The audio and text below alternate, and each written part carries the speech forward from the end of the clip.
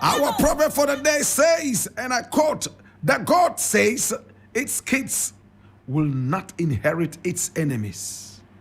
The goat says that its kids will not inherit its enemies. My God have mercy. This is a very powerful Kenyan proverb. It's a Kenyan proverb. What's the meaning of that? My brother, my sister, how many of us think that the enemies of our friends must also be our enemies? How many of us think that the enemies of our fathers must also be our enemies? It is wrong. In fact, the enemy of my father must not necessarily be my enemy. So the God is saying that it is sure and would make sure that his own enemies do not become the enemies of his kids. My brother, my sister, what does this really mean? And what does it tell you? Listen. The proverb emphasizes the responsibility of parents to protect their children and not pass on their conflicts or problems to the next generation. An enemy is not necessarily a man. An enemy could be your own habit.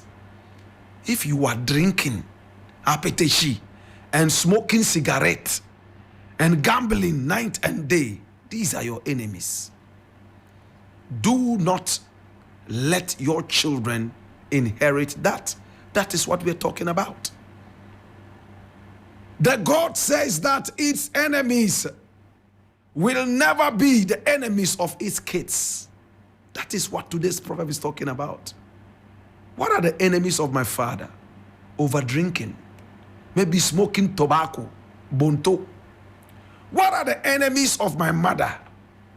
Maybe she couldn't stick to one man.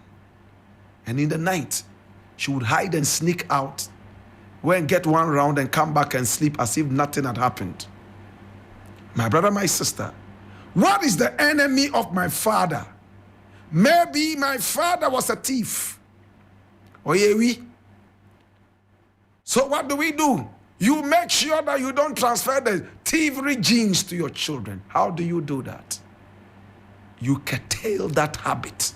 You cut it off before your children get to learn it. Hallelujah. My brother, my sister, they say experience is the best teacher. How did you become a thief?